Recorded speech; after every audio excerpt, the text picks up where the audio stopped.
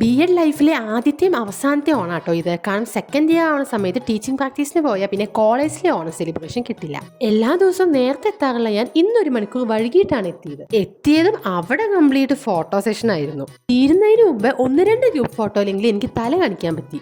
അവിടെ എത്തിയതും ഓട്ടം മാത്രമേ എനിക്ക് ഓർമ്മ ഉണ്ടായിരുന്നുള്ളൂ. കാരണം എന്റെ ഡാൻസ് ആയിരുന്നു ഫസ്റ്റ് പ്രോഗ്രാം. ഇപ്പൊ തുടങ്ങും പറഞ്ഞിട്ട് ഒരു 1/4 മണിക്കൂറോളം അവിടെ നിന്നിട്ടുണ്ട് കേട്ടോ.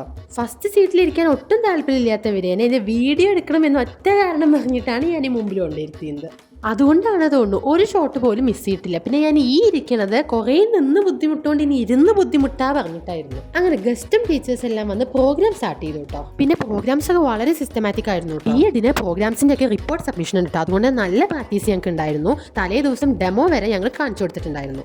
ഫ്യൂച്ചർ ടീച്ചേഴ്സ് ആവുമ്പോൾ അതിൻ്റെതായിട്ടുള്ള ഒരു ഒതുക്കം നമ്മൾ കാണിക്കണമല്ലോ. പിന്നെ വുമൻസ് കോളേജ് ആവുകൊണ്ട് മഹാബലി, വേടനും പുലിക്കളി എല്ലാം ഞങ്ങൾ പെൺകുട്ടികൾ തന്നെ. ഇതോടുകൂടി സ്റ്റേജ് പ്രോഗ്രാംസ് കഴിഞ്ഞു കേട്ടോ. പിന്നെ തിരുവാതിര ഗ്രൗണ്ടിൽ വെച്ചിട്ടായിരുന്നു. 36 പേരെ വെച്ചിട്ടുള്ള ഒരു മെഗാ തിരുവാതിര ആയിരുന്നു കേട്ടോ. ടാലൻസ് ഡേ വെച്ച സമയത്ത് പലർക്കും കഴിവില്ല പറഞ്ഞ ആൾക്കാരാണ് ഇത്ര നന്നായി കളിക്കുന്നത്. അത് കഴിഞ്ഞത് പിന്നെ നേരെ ഓണസദ്യ ആയിരുന്നു. നല്ല അധ്വാനം ഉണ്ടാവുകൊണ്ട് നല്ല വിശപ്പുണ്ടായിരുന്നു. അതിനുശേഷം ഞങ്ങൾ ട്രാൻസാക്ഷൻ ഒക്കെ ട്രൈ ആക്കി. പക്ഷെ അത് 3G ആയി.